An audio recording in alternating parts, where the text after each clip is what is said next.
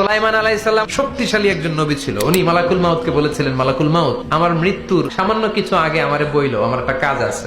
মালাকুল মাউত মৃত্যুর কিছু সময় আগে এসে বলল, সুলাইমান, টাইম ইজ আপ, সময় শেষ, অল্প কিছু সময় বাকি, কি করবেন করেন।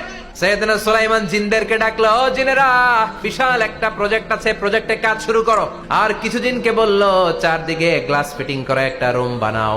সাইয়েদনা সুলাইমান আলাইহিস সালাম গ্লাস ফিটিং করা রুমের ভেতরে ঢুকলেন। এই রুমে ঢুকার দরজা নাই, হাতে একটা লাঠি নিলেন, কি নিলেন? লাঠির মধ্যে ভর করে দাঁড়িয়ে রইলেন আর জিনদের দিকে তাকিয়ে রইলেন। জিনেরা এত বদমাশ ছিল, সাইয়েদনা সুলাইমান দাঁড়িয়ে না থাকলে কাজ করতো না।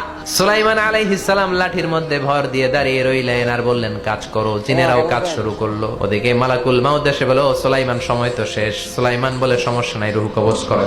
মালাকুল মাউত ওইভাবে লাঠিতে ভর দেওয়া অবস্থায়, দাঁড়ানো অবস্থায় সাইয়েদনা সুলাইমান আলাইহিস সালামের রূহ কবজ করে নিলেন। উনি এমন ভাবে দাঁড়িয়েছেন, রূহ চলে গেল, লাশ হয়ে দাঁড়িয়ে রইলেন। লাঠির মধ্যে দাঁড়িয়ে আছেন, জমিনের মধ্যে লুটিয়ে পড়ে নাই। সুবহানাল্লাহ। জিনগুলো দূর থেকে ভাবলো, বস তো দাঁড়ায় আছে।